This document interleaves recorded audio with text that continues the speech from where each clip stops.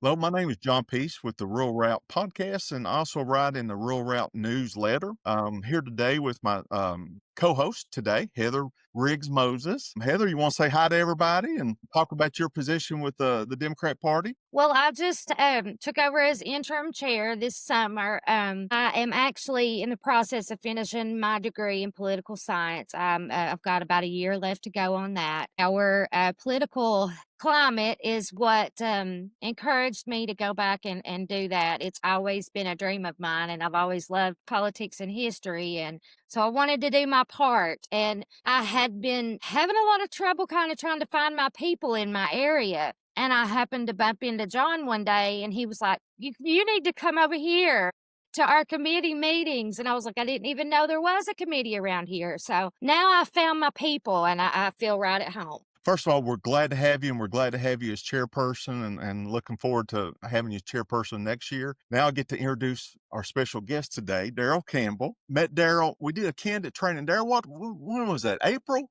Maybe? It was That might have early. been the beginning of June, actually. Yeah, it was real early in the season. Got to meet Darryl and stuff. Had the very fortunate, had the great pleasure of writing a candidate story for him. He was the first, and we actually titled it "First Generation American," and he has a great story. Darryl, glad to have you on here. Thank you, buddy. Thanks, Sean. Nice to meet you too, Heather. Thank you so much for letting me be here with you guys. Yeah, my name's Darryl. I like to go by Darryl. I never want to be called Councilman Campbell or anything like that. Too late for that, buddy. Now, Yeah. yeah. But I'm just a down to earth kind of guy that moved down here for school from Jersey back in 2008. And I've loved Blacksburg ever since. I decided it was time for me to actually do something and give back to the community a bit more than I have. And I feel like the town needs a little more direction, especially with everything going on nationally. Amen. Well, Darryl, one quick question. Now, I'm gonna put the link to your story with this video, but I want you to first talk about what was the trigger that you know what I'm talking about. What got you to put your name on a dotted line and run for office? Yeah, so it's funny. It's kind of a clandestine story. I was watching a video one time, or watching a video of Jasmine Crockett's interview. She's one of my favorite politicians. She was always standing up for the right thing, always standing up for the people. And that's how she's always been in her career. And in the interview, she was explaining that about her first time coming to Texas. And the representative at the time was going to step down. And she reached out to Jasmine specifically and said, "Hey, you help out this town so much. I need you to be our representative." Ever since then, Jasmine's been running, but I heard that. I put a pause on the video, started walking around my apartment, just speaking out into the universe, trying to figure out what I could do more to actually help people. And by the time I sat down and started eating again, about 5 minutes later, I got a text. It was a group asking if I wanted information about running for a local seat. And I mean, the universe called my bluff. I had to call its bluff, and it's been rolling ever since. Well, Congratulations. Darryl, oh yeah, congratulations. You're right. Quick note. Give us just a little snippet of Blacksburg, the size, demographics, because this, of course, with video, everybody, not everybody's going to know Blacksburg. So if you can tell us a little bit about that. Yeah, so Blacksburg is the home of the Hokies, home of Virginia Tech. So the big university down here in Southwest Virginia. We have about 45,000 people in our town, of which I believe about 25,000 are students who can vote. I really do think that they don't get enough of a voice in this area, and I want to get young people more involved. They're already concerned about what's going on all around them. Uh, Now, I have experience going from leaving high school in 2008 to coming to college later that summer. We all remember the recession. It was terrifying for everyone. Trying to find my way as a young adult in that kind of world, it was difficult, but I did it. I can only imagine what kids nowadays are going through. The government wasn't down around us back in 2008. This must be one of the most terrifying things that they've ever experienced in their life, and that's coming off of the pandemic. So, I mean, we got to get them involved. We got to start building the world for the needs of the future. Mm-hmm. And we can't do that without having them give us some say of what they want to. So, I mean, we got to prepare it. They'll still consider us as far as being older and taking care of us, as long as we consider them and giving them a world that they can work with. I'm gonna have to laugh when you call yourself older because you and Heather and Heather's been instrumental on recruiting a lot of young people to our local committee in Wise County. I'll let Heather talk a little bit, and I think her social media has been a big part of that. Heather, I'd let you chime in on Well, that. it may not have been, the best thing I could do for my real estate career, but, I just felt like that, the truth has to be told, and like you said, we have the kids that are coming up to think about. I have 2 children. I have a 26-year-old and a 15-year-old, both girls, and the thought of them never being able to afford their own home or having to go into serious debt to go to college, what kind of mess are we handing them? Climate change, the list goes on and on. And I also worried too that the type of behavior that we have witnessed in the last 10 years in the federal government is becoming normalized. So there's a certain demographic of children that have grown up from 10 to 20 believing that this is okay. When I grew up, Republican, Democrat, whoever won the president was about all of the people. When a crisis happened, it was about unity. Republican or Democrat, they respected the Constitution and they knew they were a figurehead for the people. And so that all of that kind of adds to why I just felt this calling and this need that something has to change. Well, we appreciate having you, Heather, really do. Darryl, when Well, I I'm first glad to met you, be here. we're glad to have you. Darryl, when I first met you, it was at a candidate training we were doing in Blacksburg. And one of the things we were talking about was we as Democrats, you as a candidate, your number one priority is you got to sell yourself first. People still vote for people. And sometimes we as Democrats get caught up too much in issues and we don't do that with the voters. But I want you to go and tell us a little bit about your campaign, what you experienced, how you sold yourself, one, and then also what there were issues. And Blacksburg has some unique issues. I follow them because I'm alumni at Virginia Tech. But believe it or not, the housing situation Housing, even here that's in what I Wise was County in Southwest Virginia, affordability, we're having a problem. The same as Blacksburg. But I'll let you turn it over to you, Darryl. Talk about your campaign. Well, yeah. So, as he's mentioned, housing was a big part of it, not only for students with the rental prices just constantly increasing. We're looking at young professionals that can't move into the town or buy a home. I'm one of them. I would love to have a starter home in Blacksburg, but the prices the way they are, that's almost impossible. So a lot of young professionals and even people who have already lived here for years and years, but they just want to downsize. A lot of people have to go out of town. I mean, we moved to Blacksburg because we love it. right. And although I do want all the towns around us and everything to be prosperous, but if Blacksburg isn't able to stay as one of the central points and really kind of help with the economy, what's going to happen to everything else around it? I mean, that's why I'm also worried about our football. It's a little bit, it's a it's still, we're so used to having so many people come in for game days, and that kind of helps to prop up the town. But we got to find new ways to really help out others in the community and make sure that we're taking care of each other where the system is just falling out from under us. Uh-huh. Well, Darryl, I'm gonna show you how old I am. My first year in Blacksburg at Virginia Tech was Frank Beamer's first year. And let me tell you, the first 3 years, if you wanted to go to a game, you could wait till almost kickoff, walk out of the dorms. I lived in Lee, go across the street and just get a student ticket, walk in. I mean, so that But now, yeah, oh, I know. But anyway, that's the way it was. I don't know whether you had time. I sent you a link. This was an article by a Hokie alumni that I know through the Lunchbox Venture Capitalist Group. And she was talking about alumni that buy that second home in their college towns. Well, I mean, trust me, that's great for economic development. That's great to get those alumni coming back for game day, spending that money. But it also makes a problem for the locals. And I'm sure I'll let you talk a little bit about that. And that's a tough problem Mhm. because you want both. You don't want to kill the goose that laid the golden egg, but yet that goose is taking up all the houses. Yeah, that's the thing. I do love that they have such a dedication to coming back and visiting the town and really supporting the town year and year and year after year. But it does make it more difficult on the housing side of things because they're holding up a house that could be a great place for somebody to live. And I understand that they want to hold on to it because they want to be able to use it for the games and everything like that. But that leaves a vacant home that's not used but 8 times a year. I mean, we have so much more that people could be utilizing that space. Um, I don't it's a difficult problem to deal with, and I know that there's some models out there that we might be able to adapt. I think this is gonna be one that a lot of Southwest Virginia is gonna have to come together on, though.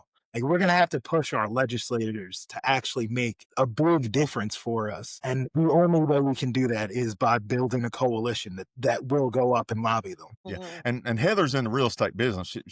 Heather, you can chime in. You probably even in Wise County in the Big Stone market, we have Especially retirees coming back there buying houses, uh-huh. and yeah, You have, there is very, very, very little available rentals. There's a lot of out-of-state buyers that come in, and that's another issue that we deal with, is they come in and they see a property that maybe I would say was worth $250,000. They'll pay $350,000 because that's a steal for them for where they come from. But then that also offsets the market for locals who maybe could have afforded 250,000, but there's no way they could have afforded 350,000. So, most of the people that I do get hits from, calls from, are people that are wanting to move into the area. Now you'll still find people that are wanting to move within the county, but a lot of times it's people that are coming from different states all across the country trying to come to a small town. I've seen that ever since I started in the real estate business, which was right after the pandemic, and it's never stopped. And even when other areas were starting to struggle in their housing markets, Northeast Tennessee and Southwest Virginia really did not, because we weren't considered a metropolis and people were still leaving urban big cities to move to rural areas. So we managed to kind of bypass that issue, but there needs to be more housing and more affordable housing. And so many of the rental properties that do exist, I don't know how they pass health code. They're falling down, they're falling apart. The list of problems goes on and on. yeah. Well, that's a good point, Heather. Hey, Darryl, I want to go back to the beginning of your campaign. Mhm. Talk a little bit to us about how you promoted yourself. If you don't mind me asking, what did you spend on your campaign? What was your campaign finances like? In total, as far as things that I was keeping track of before looking at the big in-kind donations, I think it was about 6,000, maybe 6,500. And one of my constituents, he was very supportive of me, and he did his own mailing effort where he printed out his own letters, signed them himself, sent them out to a whole bunch of people. So that was another about $7,000. So I'm in the 13 to 14,000 And range now on. you do know for a small city of almost 50,000 people, that is small. I mean, you've seen what's being spent on campaigns. Well, okay, on a limited budget, how did you get out? What did you do? How did you get out and meet people and sell yourself? Let's start with that, and then we'll talk about some other issues. Yeah, so I started out pretty early because I was helping out Lily Franklin's campaign the whole time. She was a So winner too. Props. yes, Yeah. and when I was going out and knocking doors for her, she let me also throw myself in there.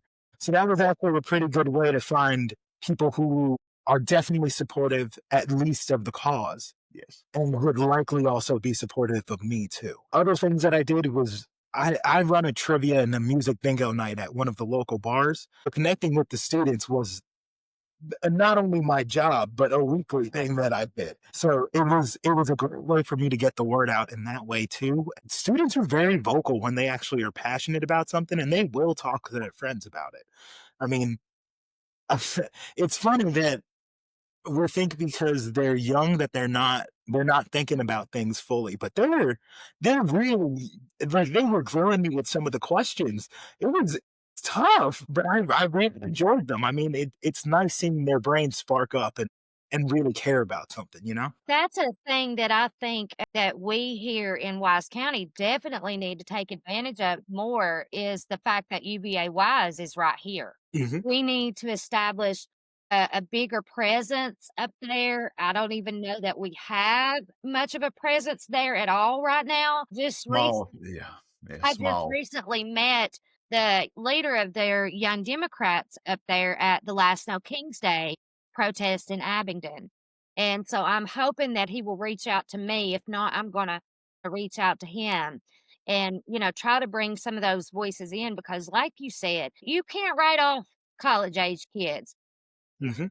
and just think, "Oh, well, they're partying or having a good time," because they have a lot of important issues that they're thinking about, and they have a lot to add to the conversation. And it can also be a great way to teach them how to look at things. Because I remember being at that age and having very black or white thinking. There was barely any gray. The way I saw it was the way the world works, you know? Mhm. We can start to teach them. If they get involved early enough, we can teach them from an early age that there's a lot of gray. And sometimes you're going to have to work with people that may not be fully aligned, but they can at least help get the job done. And they're not going to turn around and screw you over. Them are great comments. Tell me a little bit, did you do a lot of outreach to local businesses, or how did you approach, say, the next older group, the business owners and, let's say the, middle-aged voters? I'm gonna do it this way, and then we'll talk about seniors here in a little bit. Yeah, so I had a little bit of help with that from Pete. He was running for mayor, and he and his team. What's Pete's last name? I forgot. Though, Okay, yeah. Okay. yeah, me and Pete had Bagels. Yeah, what's got his name? bagels, Bogles Bagels? Yeah. Blacksburg bagels, yeah, Blacksburg Bagels, okay. and we teamed up for our campaigns because the way we think about problems, although we come from it from two different perspectives, we always found we were able to talk it out and figure out this might be the best way forward. So as far as someone I could work with, Pete's absolutely amazing. Yeah. And he's a great guy. Yeah, Luckily, the team that he built was helping me out with knocking doors on days that I couldn't. okay. So they were able to talk to some of those more middle age group. And I also, because I've been in Blacksburg so long, a lot of them kind of have seen me grow. Although it has been at Hooky House or just walking around town or anything like that, they recognized me a little bit. And when I would go up to one of their events to talk, especially I can't remember the name of the business group. Blacksburg has like 3 or 4 of them, but one of the ones I met, a few people already recognized me. And afterward, they were like, "Hey, I've seen you around town, but I didn't even know it was you." It's funny how a small community that will recognize people Yeah. without even noticing it, you know? You just become familiar with the same people that you see whenever you go to the bagel shop or whenever you're going to pick up Chipotle at the same time every Thursday, you know? And it's like we all have our patterns and we start to recognize the people during those. So easy Did outreach. you speak in front of any of the, like, Chamber of Commerce or Business Association? Were you able to do any of that? Okay. It was one of the business associations. And then also going out to the popsicles in the park. So that was the events that Pete and I were doing together. We had quite a few people come in because they wanted to find out what we were about. Great. As you know, I don't know if you caught that part of our candidate training. I'm a big proponent of you got to talk to groups. And in Mhm. fact, I come from a background of sales, 35 years of professional sales. Believe it or not, it's easier to sell a group sometimes than it is individuals. Mhm. And because all it takes is that one person at the table going, "Yeah, I like him." And then the people maybe on the fence, they just come on over. "Well, I like him too." Uh, so it's easier to sell as a group. Okay, we've talked about business, kind of middle age. What about the senior group? And of course, they vote, and they're the ones that vote every time. Yeah. How did you promote yourself to them? So that one was easier than I thought it would be because Really? a lot Okay. of them came out to the forum. So Blacksburg had the town council forum, and when I went in for that meeting, the entire room was packed. Wow. Most of them were elderly faces. There are also people who talk a lot. So it's funny that the younger group and the oldest group, they tend to talk to their friends the most, whereas that middle group, they're like, "Well, I got to do this and then get my kids to here and there," and well, sometimes. But the elderly group, especially with that one donor support, he was very vocal about me. He was in his mid 80s, I believe. Wow. Okay. Yeah, so he was giving calls to people and sending out letters for me. Um, That's of awesome. course, I went out knocking on doors and everything, but the elderly crowd enjoys that face-to-face interaction, Mhm. and they You got to knowing have it. care about. You gotta have, and let me tell you, in sales, we talk about there's nothing better than a referral. Heather will tell you that. There's nothing. I mean, all the advertising, campaign marketing, there's nothing better than that person just refers you. Go, this, and all that. I'll, I'm gonna kind of wrap up the demographics and the different groups with this. How active were you on social media? What if you could divide up what you did on social media versus traditional campaign marketing? Tell us a little bit about your campaign that way. I would say it was probably about half and half. Okay. Not as far as cost, but as far as effort put into it. I think that, and that was because part of my target demographic was the students. Okay. I realized that there would be a big piece in me being able to win if they knew who they were going to vote for. So we made sure to get Instagram posts out there, Facebook posts, and really the kids are on Instagram, so they were seeing my face pop up all the time. Much on TikTok? Much on TikTok or any of the others? Reddit? Any? They I think we were on Reddit for a little bit, but Okay. I didn't delve into TikTok because I'm just a scroller in my life. I don't maybe the next campaign I'll focus a little bit more on that, but the person that was helping me in basically managing my social media, her name is Mia Bella, and she was absolutely amazing. She's a grad student in poli sci here at Tech now. And I don't think that I would have been able to do it without her because again, I like to go scrolling through pages. I don't necessarily like posting anything all that much. But that was a big piece of me getting the word out there and getting the support. And that helped me to keep going when I would see people like the post and give me great comments and truly supporting me from the towns. Well, as you know, this is why we're doing what we're doing today, is to get more media, get more of our stories online in different medias. Heather has got a lot more experience than I do. Now, I do have a lot of experience on doing a lot of book club stuff and doing these kind of things on selling books, but not necessarily on political and stuff. And Heather, we've talked about we got to get on Instagram, we got to get on more platforms, YouTube, and we got to here You locally. have to meet people where they are, Uh, and the youth Tim, are on social media. Mhm. You meet the elderly in the town, at your forums, at the grocery store, at where have you, but you have to meet the other groups where they are. So, Mhm. with the middle-aged people, it might be at your kids' ball games. With the youth, it's social media. Yeah. Mhm. Well, Darryl, I'm gonna wrap this up and try to keep you under 30 minutes because that's what I promised you. Last question. Okay, besides, we're gonna go back to issues here. We talked about housing affordability. Any other real big issues in your campaign? We realize Blacksburg's a little different than the normal Southwest Virginia, but any other issues that helped you in your campaign? Yeah, I think that my focus on trying to figure out a way to kind of revitalize the small businesses in Blacksburg. I know that that's not something that town council can really write a policy for to make it happen. But I kind of view public servant and basically community leader as being the same thing. I think it should be as a connecting piece. You do as much as you can with your position, and then you also act as a connecting piece. So if somebody has a project that they want to do or that they might need help with, you help them strategize, you give them the ability to feel empowered and go forward with that project. Because I know that I can't say, "Hey, let's make sure that we add this to the park," or add this to their backyard. But I could at least make it as easy as possible. Yeah. That's the biggest thing. People want that kind of support and to know that even if they hit a bump in the road, they can at least talk to someone Yeah. about it. Yeah. There's And somebody that somebody that cares. they know that they can give a call to, and, oftentimes, they may already know that there is not anything black and white or something that you can do immediately, a switch you can flip, but 9 times out of 10, them just being able to tell you what's going on and you Mhm. listening to them means the world. And there, here's my last question today. Any surprises during the campaign? Anything that just, whether it be issues, whether it be just in the campaign in general. This was your first one. So put you on the spot here. Think it honestly was right in the beginning when I fully announced that I would be running.